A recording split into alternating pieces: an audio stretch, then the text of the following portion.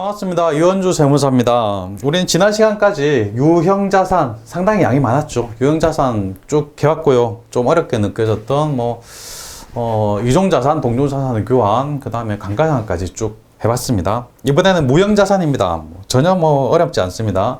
유형자산과 무형자산은 차이가 딱 하나죠. 눈에 보이는지 안 보이는지, 형태가 있는지 없는지 그 차이입니다. 먼저 보겠습니다. 92페이지 메뉴입니다. 가로 4번 무형자산. 무형자산은 물리적 형태가 없다는 게 중요하고요. 하지만 식별 가능하고, 그 다음에 기업이 통제하고, 당연히 자산이니까 당연히 통제할 수 있고 있어야 되겠죠. 그리고 경제 효익이 있는, 당연하죠. 자산이니까. 무형자산은 물리적 형체는 없지만 식별 가능하고, 여기까지가 가장 중요한 개념이고요. 어떤 게 있냐면 어떤 권자가 많이 들어가요. 영업권, 산업재산권, 어업권, 광업권 이런 말이 많이 들어가고, 시험에 그래서 개발비가 잘 나옵니다. 이게 비용하고 헷갈리거든요. 절대 헷갈리면 안 됩니다. 개발비라고 해서 비용이 아니고 일종의 무형자산이라는 거. 소프트웨어도 마찬가지입니다. 소프트웨어도 권자가 안 들어가니까 시험에 잘 나와요. 소프트웨어도 일종의 무형자산이라는 거죠. 컴퓨터에서 쓰는 소프트웨어, 눈에 보이진 않지만 그래도 컴퓨터를 실행하면 또 운용이 되고, 그게 또 재산 가치가 있잖아요. 그러니까 개발비, 소프트웨어 이것도 무형자산이구나 라는 거 잘 기억하시기 바랍니다. 처음에 영업권부터 보겠습니다. 1번 영업권 등. 영업권이 뭐냐면 그냥 우리 똑같은 가게가 있는데, 우리 한쪽에 똑같은 휴대폰 가게인데 한쪽 가게랑 옆에 있는 가게랑 비교해 보니까 한쪽 가게가 훨씬 매출이 훨씬 많아요. 왜 많을까? 그 사장님의 특별한 노하우가 있거나, 그 종업원들이 숙련이 됐거나, 인근 지역 주민들이 너무 그쪽하고 친하다거나, 그런 거죠. 그런 일련의 경쟁 상대방하고 비교해서 우리가 우위를 점하는 거, 그거를 영업권이라고 해요. 기업의 우수한 경영진, 숙련된 기술, 특유의 제조기법, 탁월한 입지 조건 등으로 인하여 나타나는 장점, 초과 수익력이라고 알고 계시면 됩니다. 초과 수익력. 다른 가게보다 훨씬 더 장사가 잘 되는데 그 이유가 뭘까? 이게 영업권입니다. 이거는 외부에서 구입한 경우에만 인정된다는 게 중요해요. 크게 네모표 재두시기 바랍니다. 영업권은 외부에서 구입한 경우에만 영업권을 장부에 쓸 수 있어요. 즉, 내부적으로 창출한 영업권, 자가창설 영업권이라고 하는데요. 이거는 절대 인정이 안 된다. 영업권은 외부에서 돈 주고 사왔을 때만 인정이 되더라. 중요합니다. 산업재산권, 일정 기간 동안 독점적 배타적으로 이용할 수 있는 권리, 읽고 지나가시면 되고요. 그리 중요하지 않습니다. 개발비는 신제품, 신기술 등의 개발과 관련하여 발생한 지출이 개발비고요. 개발비에 대해서는 92페이지 중간 아래쪽부터 굉장히 깊이 있게 보게 될 거예요. 여기서는 그냥 넘어가도 되고요. 기타, 라이선스, 프랜차이즈, 저작권, 이런 것들이 있는데, 역시 컴퓨터 소프트웨어가 시험에 자주 나오고요. 이것도 소프트웨어 깊이 있게 보실 필요는 없습니다. 그냥 이게 무형자산의 일종이다 라고만 알고 계시면 됩니다. 그 다음에 임차권리금 같은 것도 무형자산이구나 라는 것만 아시기 바랍니다. 밑에 개발비로 가겠습니다. 개발비란 쭉 써 있는데 한번 읽어보시면 충분히 다 알 수 있는 내용이고요. 여기 셋째 줄부터 쭉 5줄이나 쭉 써있죠. 이거는 밑에 표로 정리했습니다. 표를 보시는 게 더 편하세요. 연구단계에 제출한 거는 연구비라고 해서 판매비와 관리비가 됩니다. 이거는 연구비는 무형자산이 아니에요. 그냥 비용입니다. 판매비와 관리비라는 비용으로 처리를 합니다. 연구 단계인지 개발 단계인지 잘 모를 경우가 많아요. 애매합니다. 연구가 끝나면 그걸 바탕으로 개발을 하게 돼요. 그래서 순서는 이렇습니다. 연구를 일단 열심히 하고 나서 연구가 성과가 있고 성공하면 그 다음에 개발을 하는 거예요. 개발해가지고 뭔가 제품이나 상품을 새로운 개념의 상품을 만들어내고 그렇게 하는 건데, 연구 단계까지는 비용이에요. 그냥 비용으로 떨어버립니다. 연구 단계를 지나서 개발이 돼야 이제서야 비로소 무형자산, 자산의 단계에 들어가는 거예요. 그래서 연구 단계까지는 비용. 그래서 연구비는 무조건 비용으로 빠집니다. 그런데 개발 단계로 들어가서 일정한 요건을 충족하면 그제서야 자산으로 기록할 수 있어요. 굉장히 엄격해요. 자산으로 기록되기 위해서는 굉장히 엄격합니다. 그런데 애매한 부분이 있어요. 연구 단계인지 개발 단계인지 이 사이에서 애매하다. 그렇다면 연구비로 봐버려요. 그래서 비용으로 빠집니다. 자산으로 계산하기 위해서는 굉장히 엄격한 요건을 충족해야 되기 때문에 그냥 비용으로 다 처리를 합니다. 연구비라고 해서 비용입니다. 역시 판매비와 관리비 똑같은 거죠. 개발 단계에 지출할 때는 이자야 비로소 그것도 개발 단계의 지출이고 일정한 요건을 충족해야만 개발비 무형자산으로 계상을 할 수가 있어요. 근데 개발 단계 지출인데 요건을 충족하지 못하더라. 그러면 또 비용으로 갑니다. 경상개발비라는 계정감을 써서 비용, 판매비와 관리비 비용으로 빠져요. 그래서 정리합니다. 연구 단계 지출이더라. 그러면 무조건 연구비, 비용입니다. 비용. 그리고 개발 단계 지출인지 연구 단계 지출인지 모르겠다. 그러면 또 연구비입니다. 모르면 연구비. 개발 단계 지출이 맞다. 그러면 요건을 충족하는지 안 하는지를 판단해야 됩니다. 요건 충족하면 개발비, 무형자산, 충족하지 않는다면 경상개발비. 이거는 뭐 역시 비용이죠. 밑에 개발비 인식 요건이 있는데요. 미래의 경제적 효益유입될 가능성이 높고 개발 단계에서 발생한 지출을 신뢰성 있게 측정할 수 있다. 이런 조건이 있는데 이 조건은 그리 중요하지 않습니다. 그냥 요건을 충족하면 개발비 아니면 경상개발비 비용 이렇게 분류하는 게 중요하지. 이 요건이 어떤 요건을 충족해야 되나 이건 중요하지 않아요. 그래서 이 위에 이 표를 잘 봐두시기 바랍니다. 중요해요. 다시 정리합니다. 연구 단계 지출은 비용, 연구비. 연구인지 개발인지 모르겠다. 그럼 무조건 연구비. 개발 단계다. 요건 충족한다. 그렇다면 개발비, 무형자산. 요건 충족을 안 한다. 경상개발비, 비용. 넘어갑니다. 다음 페이지, 무형자산의 상각. 유형자산은 감가상각이라는 걸 했죠. 무형자산도 상각하는데 조금 성질이 달라요. 보시면 잔존가액은 없는 걸로, 원칙적으로 없는 걸로, 원칙적으로 0입니다. 유형자산하고 조금 달라요. 내역연수는 최대한 20년. 20년 초과할 수 없다. 예외 있는데 예외가 뭐냐면 법령이나 계약에서 정한 경우를 제외하고 이게 정하면 20년 넘어갈 수는 있습니다. 근데 기본적으로 20년을 초과할 수 없다는 거. 상각 방법은 정액, 정률, 기타 등등 이런 여러 가지 등 합리적인 방법을 사용하면 됩니다. 그런데 중요한 거는 합리적인 상각 방법이 뭔지 모르겠다, 정할 수 없다, 그럴 때는 정액법이라는 거, 정액법.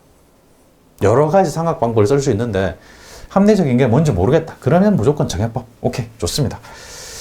여기까지 벌써 머릿속에 기억하셨죠?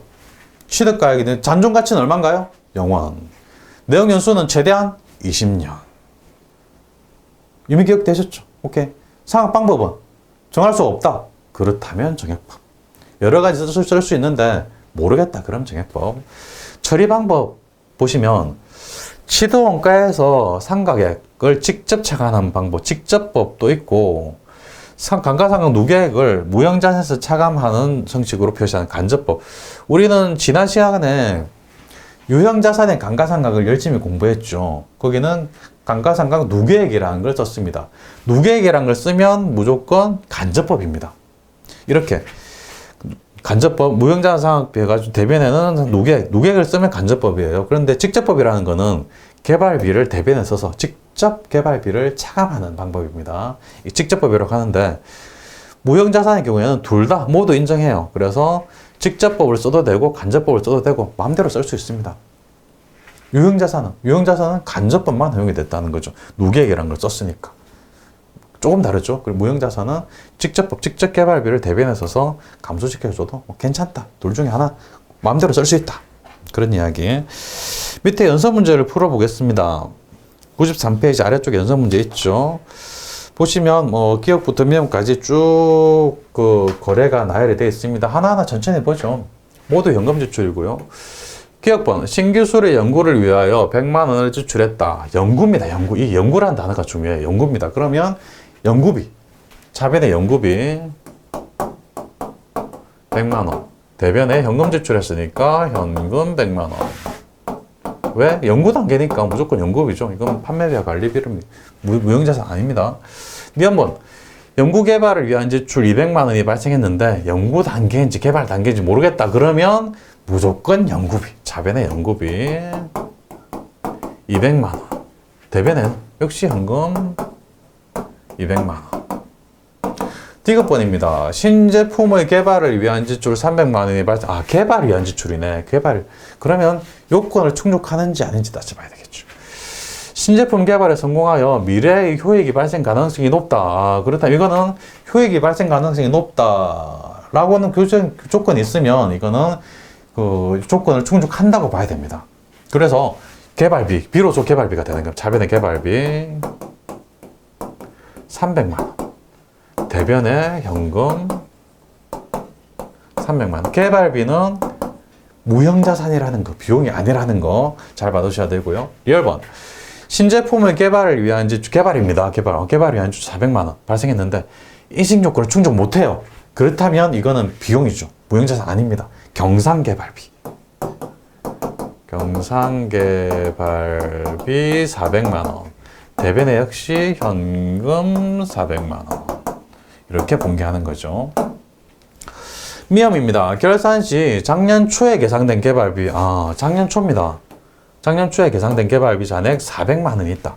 개발비가 작년 초에 미리 계상을 했나 봐요. 근데 뭐 적절하게 작년에 상각했으니까 감가상각하고 남은 금액이 잔액이 400만 원이 있다는 겁니다.